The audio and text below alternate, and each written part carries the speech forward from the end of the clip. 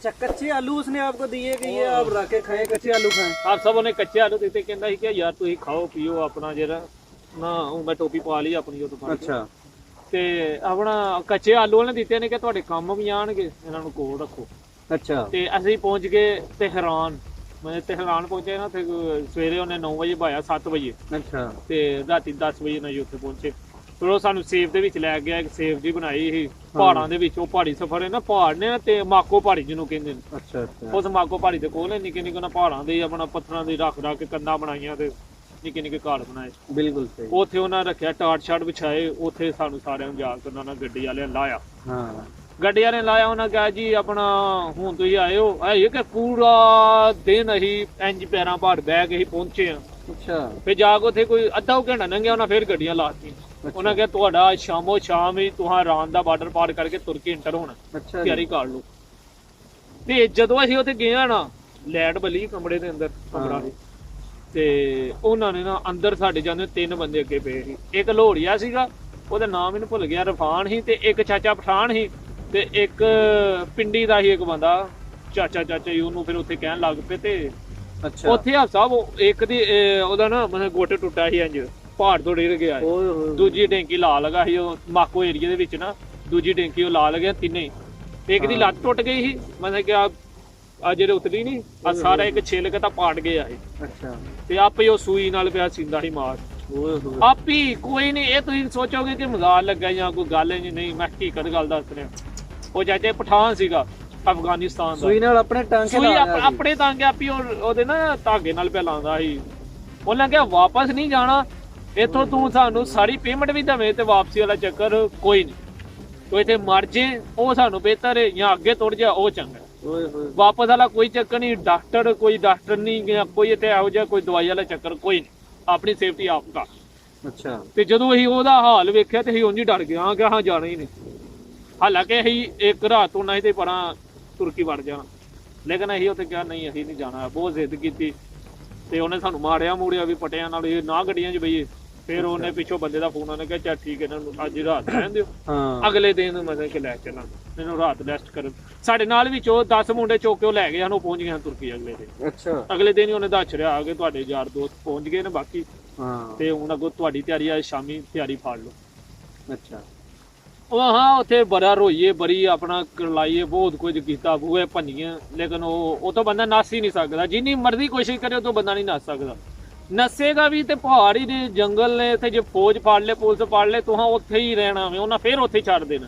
हाँ ਕੋਈ ਚੱਕਰ ਨਹੀਂ ਕੋਈ ਕਿ ਤੁਸੀਂ ਉੱਥੋਂ ਨੱਸੋਗੇ ਤੇ ਅਸੀਂ ਵਾਪਸ ਤੁਰ ਜਾਾਂਗੇ, ਜਾਂ ਸਾਨੂੰ ਪੁਲਿਸ ਫੌਜ ਫੜ ਲੇਗੀ ਤੇ ਅਸੀਂ ਵਾਪਸ ਤੁਰ ਜਾਾਂਗੇ। ਨਹੀਂ, ਉਹ ਚੱਕਰ ਨਹੀਂ ਹੈ, ਕਿਉਂਕਿ ਅਸੀਂ ਆਪ ਉੱਥੋਂ ਨੱਸੇ ਹਾਂ। ਸਾਨੂੰ ਅਸੀਂ ਫੌਜ ਵਾਲਿਆਂ ਕੋਲ ਗਏ, ਉਹਨਾਂ ਜਾ ਪਨਾਹ ਮੰਗੀ, ਉਹਨਾਂ ਉੱਥੇ ਫੜਿਆ, ਘੰਟਾ ਇੱਕ ਰੱਖਿਆ, ਛੱਡਤਾ। अच्छा ਠੀਕ ਨੇ, ਮੈਂ ਬੜਾ ਵਾਰ ਵਿੱਚ ਗੱਲ ਦੱਸ ਰਹੀ ਹਾਂ। ਤੇ ਅਸੀਂ ਫੜੇ ਗਏ, ਉਦੋਂ ਮੈਨੂੰ ਛੱਡਿਆ, ਫਿਰ ਅਸੀਂ ਵਾਪਸ ਉੱਥੇ ਹੀ ਗਏ ਸੇਫ ਦੇ ਵਿੱਚ। हाँ ਇੱਕ ਰਾਤ ਹੀ ਉਸ ਟਾਈਮ ਨੱਸ ਗਏ।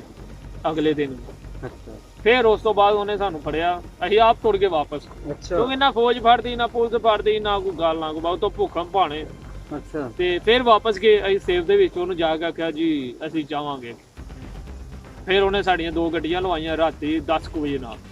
ਤੇ ਚੰਗੀ ਉੱਚੀ ਪਹਾੜੀ ਹੈ, ਤੁਸੀਂ ਵੀ ਗਏ ਹੋਗੇ, ਉੱਚੇ ਪਹਾੜ ਤੇ ਜਾ ਗੱਡੀ ਉਹਨੇ ਖਿਲਾਰਤੀ। बिल्कुल ਮੈਂ ਨਾ 120 ਦੀ ਸਪੀਡ ਤੇ ਪਹਾੜਾਂ ਦੇ ਉੱਤੇ ਗੱਡੀ ਚੱਲਦੀ ਪਈ ਹੈ, ਪਹਾੜ ਦੇ ਉੱਤੇ। ਤੁਸੀਂ ਉਹ ਕਿੱਥੇ ਵੇਖਿਆ ਹੋਵੇਗਾ, ਇੱਥੇ ਆਜ਼ਾਦ ਕਸ਼ਮੀਰ ਵੱਲ ਗਏ ਹੋਵੋ, हाँ ਜਾਂ ਉਧਰ ਨਹੀਂ ਵਹਾਂਦੇ, ਟੀਵੀ ਦੇ ਵਿੱਚ ਵਹਾਂਦੇ ਨੇ ਕੋਈ ਆਪਣਾ ਜੰਗਲ ਵਾਲੀ ਜਗ੍ਹਾ ਤੇ, ਜਾਂ ਕਿਤੇ थोड़ा ਕੋਈ जल्दी होगा बाबा ना वाला ਕੋਈ ਮਰੀ ਜਾਂਦੇ ਆ, ਹੁੰਦਾ ਨਹੀਂ ਰਾਤ ਦੇ ਵਿੱਚ। हाँ ਉਸ ਤਰ੍ਹਾਂ ਦਾ ਹੀ ਰਸਤਾ, ਉਂਝ ਤੇ ਸਪੀਡ 120 ਜਾਣ ਦੀ ਕਾਰ। ਇੱਕ ਗੱਡੀ ਸਾਡੇ ਨਾਲ ਦੀ ਵੱਜੀ ਤੇ ਸਾਡੀ ਗੱਡੀ ਵੀ ਉਹਦੇ ਪਿੱਛੇ ਵੱਜੀ, ਮਤਲਬ ਪਹਾੜ ਦੇ ਉੱਤੇ ਵੱਜੀ, ਲਾਈਟਾਂ ਬੰਦ ਕਰਕੇ।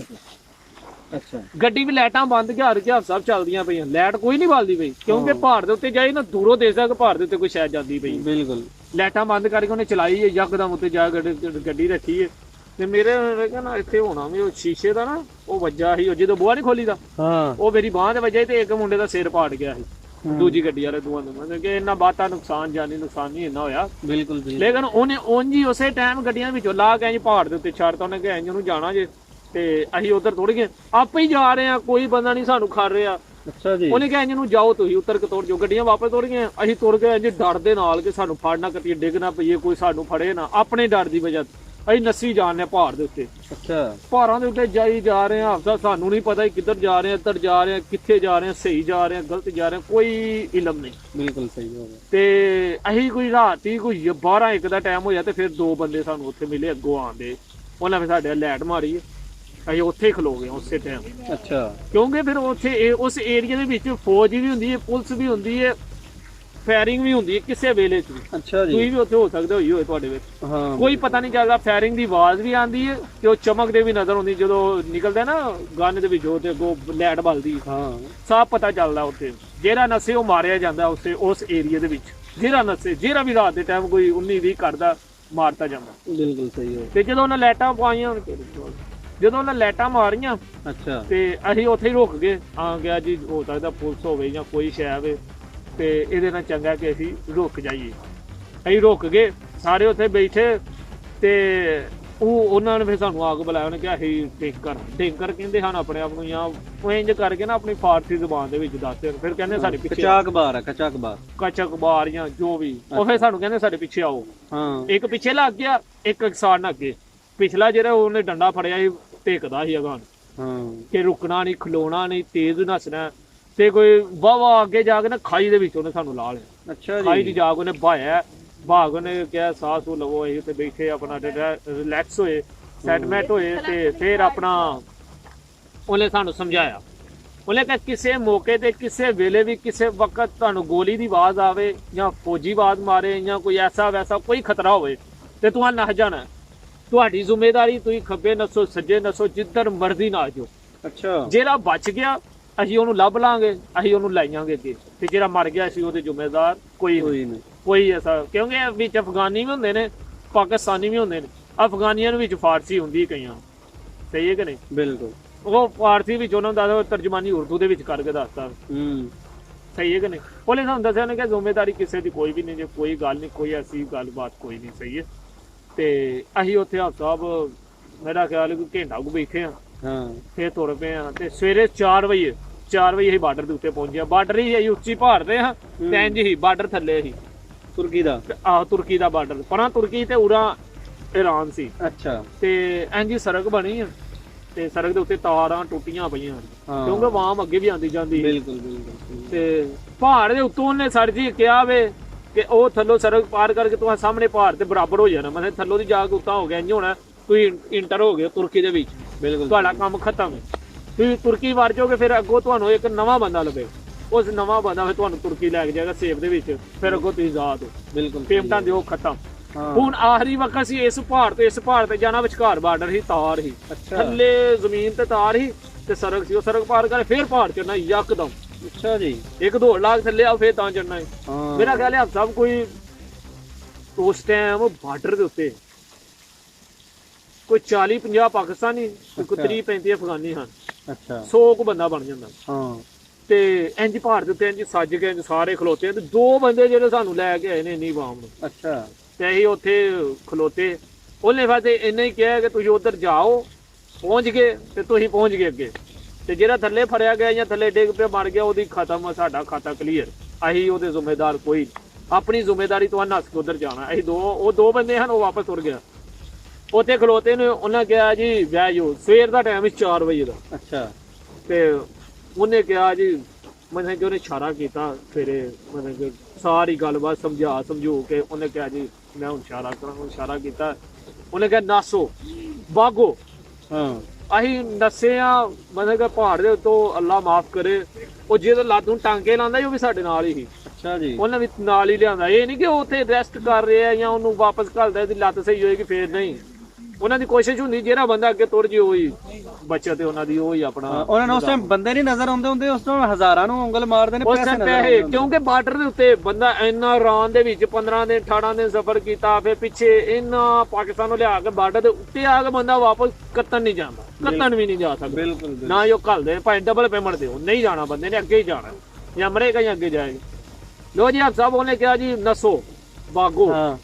ਤੋ ਅਸੀਂ ਨਸੇ ਆ, ਮਤਲਬ ਕਿ ਅੱਧੇ ਬੰਦੇ ਪਹਾੜ ਦੇ ਉੱਤੇ ਇੰਜ ਰੇੜਦੇ ਹੀ ਆਏ, ਇੰਜ ਰੇੜਦੇ ਆਏ ਨੇ ਸਪੀਡ ਚ, ਮਤਲਬ ਹਰ ਇੱਕ ਦੇ ਦਿਲ ਚ ਕਿ ਪਹਿਲਾਂ ਮੈਂ ਨੱਸ ਕੇ ਲੰਘ ਜਾ। ਮਤਲਬ ਕਿ ਕਿਉਂਕਿ ਇੱਧਰ ਫੌਜੀਆਂ ਦੀ ਚੌਂਕੀ, ਇੱਧਰ ਤੁਰਕੀ ਦੀ, ਇੱਧਰ ਈਰਾਨ ਦੀ, ਜੋ ਸਾਰੇ ਬੰਦੇ ਥੱਲੇ ਆਏ ਨੇ, ਤਾਰਾਂ ਨੂੰ ਵੱਜੇ ਨੇ ਪੈਰ ਤੇ ਸੜਕ ਦੇ ਉੱਤੋਂ ਦੀ। ਕੋਈ ਆਪ ਹਿਸਾਬ ਲਾਓ, ਜਦੋਂ ਆਪਣਾ ਇੱਕ ਵਾਰੀ ਛੱਟਾ ਵੱਜਣਾ ਦਗੜ ਹੁੰਦੀ ਹੈ ਦਰਾਲ ਤੇ ਜੋ ਹੀ ਪਹਾੜ ਦੇ ਉੱਤੇ ਚੜਨ ਲੱਗੇ ਉੱਥੇ ਰੂਟਰ ਵੱਜ ਗਏ ਨੇ ਉਹਦੇ ਫੌਜੀਆਂ ਦੇ। ਫੌਜ ਆ ਗਈ ਉਸੇ ਟਾਈਮ। ਹਾਂ ਲੇਕਿਨ ਉਹ ਫੌਜ ਇਰਾਨ ਦੀ, ਤੁਰਕੀ ਦੀ ਫੌਜ ਨਹੀਂ ਆਈ, ਕਿਉਂਕਿ ਇਹ ਦੋਵੇਂ ਆਪਣੇ ਸਾਹਮਣੇ ਹਨ। ਇਰਾਨ ਦੀ ਫੌਜ ਆਈ ਹੈ, ਜਿਹਦੇ ਵਿੱਚੋਂ ਸਾਡੇ 100 ਬੰਦੇ ਦੇ ਵਿੱਚੋਂ 3 ਬੰਦੇ ਫੜੇ ਗਏ, ਜਿਹੜੇ ਪਿੱਛੇ ਰਹਿ ਗਏ ਸੀ। ਜੇ ਪਿੱਛੇ ਕਿਵੇਂ ਰਹਿ ਗਏ? ਸੜਕ ਦੇ ਉੱਤੋਂ ਫੜੇ ਗਏ ਨੇ। ਮਤਲਬ ਕਿ ਉੱਥੇ ਬੰਦਾ ਸੜਕ ਤੋਂ ਨੱਸ ਕੇ ਸੜਕ ਪੱਲੀ ਸਾਈਡ ਤੋਂ ਪਹਾੜ ਤੇ ਚੜ ਜੇ, ਤੁਹਾਨੂੰ ਫੌਜ ਉੱਤੇ ਆ ਕੇ ਨਹੀਂ ਲਾ ਸਕਦੀ, ਥੱਲੇ ਖਲੋਤੀ ਰਹੇਗੀ, ਉੱਤੇ ਨਹੀਂ ਆਏਗੀ ਜਿੱਥੋਂ ਆਹ ਪਾਰ ਕੀਤਾ ਹੈ। ਕਿਉਂਕਿ ਇਹ ਪਹਾੜ ਦੇ ਉੱਤੇ ਚੜ ਕੇ ਬਹਿ ਗਏ, ਖਿੱਲਰ ਗਏ ਆ ਜਿਵੇਂ ਭੈਣ ਜੋ ਸਜਾਏ ਨਹੀਂ ਹੁੰਦੇ, ਵੀ ਖਿਲਰ ਗਿਆ ਪੈਲੀ। ਕਿਉਂਕਿ ਸਵੇਰੇ ਸਰਗੀ ਦਾ ਟਾਈਮ ਹੀ ਸੂਰਜ ਉੱਗਿਆ, ਸੂਰਜ ਉੱਗਦਾ ਹੀ ਪਿਆ, ਕਿਉਂਕਿ ਸਰਗੀ ਟਾਈਮ ਪਾਰ ਕਰਵਾਉਂਦੇ ਨੇ। ਅੱਛਾ ਐ ਸੂਰਜ ਦੇ ਸਾਹਮਣੇ ਲੋ ਪੈਣ ਦੀ ਸਾਰੇ ਪਹਾੜ ਦੇ ਉੱਤੇ ਸੱਜ ਗਏ ਆ ਤੇ ਥੱਲੇ ਫੌਜ ਬੈਠੀ ਹੈ। ਫੌਜ ਇੰਜ ਗੱਡੀਆਂ ਲੱਗੀਆਂ, ਮਤਲਬ 10-12 ਗੱਡੀਆਂ ਜਾਂ ਫੌਜ ਹੀ ਫੌਜ ਹੋ ਗਈ ਉਸ ਟਾਈਮ। ਅੱਛਾ ਤੇ 3 ਬੰਦੇ ਉਹ ਸੜਕ ਦੇ ਉੱਤੇ ਇੰਜ ਨੱਸਦੇ ਪਏ, ਉਹ ਵਿਚਾਰੇ ਦੀ ਲੱਤ ਨਹੀਂ ਸਹੀ, ਨਹੀਂ ਨੱਸਿਆ ਜਾਂਦਾ। ਉਹ ਐਂਡ ਤੇ ਥੱਲੇ ਉਤਰਿਆ, ਪੋਲਾ ਆ ਰਿਹਾ ਉਹ ਸੜਕ ਦੇ ਉੱਤੇ, ਉਹ ਵੀ ਫੜਿਆ ਗਿਆ। 2 ਫੜੇ ਗਏ, 3 ਬੰਦੇ ਫੜੇ ਗਏ। ਅੱਛਾ ਤੇ ਉੱਥੇ ਹੀ ਫਿਰ ਉਹਨਾਂ ਉਸੇ ਟਾਈਮ ਹੀ ਉਹ ਗੱਡੀਆਂ ਇਹ ਇਲਾਕਾ ਕਿਹੜਾ ਸੀ ਬਾਰਡਰ ਪਾਰ ਕਰਾਇਆ ਸੀ? ਇਰਾਨ ਦਾ ਬਾਰਡਰ ਸੀਗਾ, ਇਧਰੋਂ ਮਾਕੋ ਏਰੀਆ ਤੋਂ ਪਾਰ ਹੋਇਆ ਇਹ। ਅੱਛਾ ਇੱਕ ਹੁੰਦਾ ਕਾਨੇ ਵਾਲਾ ਰਾਹ, ਉਹ ਕਾਨੇ ਵਾਲੇ ਰਾਹ ਨਹੀਂ ਹੈ, ਇਹ ਪਹਾੜੀ ਜਿਹਨੂੰ ਮਾਕੋ ਪਹਾੜੀ ਨਹੀਂ ਆਂਦੇ। ਮਾਕੋ ਪਹਾੜੀ ਦੇ ਉੱਤੇ ਤੁਰਨਾ ਵੇ ਤੇ ਇੰਜ ਕਰਨਾ ਉਹੀ। ਲੇਕਿਨ ਮਾਕੋ ਪਹਾੜੀ ਦੇ ਨਾਲ ਛੋਟੀਆਂ ਪਹਾੜੀਆਂ, ਜਦੋਂ ਚੜਦੇ ਲੈਂਦੇ ਆਏ। ਅੱਛਾ ਬਾਤਾ ਐਡਾ ਸਫ਼ਰ ਨਹੀਂ ਉਹਨੇ ਕਰਵਾਇਆ। ਹਾਂ ਤੇ ਜੋ ਅਸੀਂ ਪਾਰ ਹੋਏ ਆ, ਫੌਜੀ ਤੁਰ ਗਏ ਨੇ, ਕੋਈ ਉਹਨਾਂ ਗੋਲੀ ਨਹੀਂ ਮਾਰੀ ਕੋਈ ਉਸ ਟਾਈਮ, ਕਿਉਂਕਿ ਸਰਗੀ ਦਾ ਟਾਈਮ ਸੀ। ਸਾਡੀ ਵਾਰੀ ਕੋਈ ਚੱਕਰ ਨਹੀਂ। ਜਿਹੜਾ ਮੇਰਾ ਯਾਰ ਹੈ ਨਾ ਦੂਸਰਾ ਆਇਆ, ਉਹਨਾਂ ਵਾਰੀ ਬੜਾ ਆਪਣਾ ਬਹੁਤ ਨੁਕਸਾਨ ਹੋਇਆ, ਉਹਨੂੰ ਆਪ ਹੀ ਬਹੁਤ ਨੁਕਸਾਨ ਹੋਇਆ, ਲੱਤ ਛਿੱਲੀ ਪਈ, ਬਹੁਤ ਸਿਸਟਮ ਹੋਇਆ ਪਿਆ। ਲੇਕਿਨ ਸ਼ੁਕਰ ਅੱਲਾਹ ਪਾਕ ਦਾ, ਉਸ टाइम कोई अपना खरीद बॉर्डर पार कर लिया, बॉर्डर पार, क्योंकि दिन का टाइम सी। जी नाज़रीन, तो बहुत शुक्रिया, थैंक यू। अभी ये चंदू भाई की स्टोरी जो है, इन्होंने बॉर्डर पार कर लिया, तुर्की में एंटर हो गए हैं। तो यहाँ पे हम अपनी वीडियो का अख्ताम करते हैं इंशाल्लाह। इसके बाद अब नया पार्ट जो है उसमें जो बॉर्डर पार करके तुर्की में एंट्री हुई है उसके बारे में डिस्कशन करेंगे। तब तक हम भी एक ब्रेक ले लें। तो आप भी जो है वो अपने इस तरह वीडियोस को देखते रहना है और चैनल को सब्सक्राइब करना है, वीडियोस को लाइक करें, शेयर करें। हाँ जी, और बेल आइकॉन नप दियो, चंगी तरह नप दियो। तो इंशाल्लाह मिलते हैं नई वीडियो के साथ। तब तक मुझे दीजिए इजाजत, अल्लाह हाफिज़। ਤੁਹਾਨੂੰ ਪਛਾਣਿਆ ਇਸਤਾਂਬੁਲ ਦੀ ਸੈਲ ਕਰਾਸਾਂ। Okay, bye bye.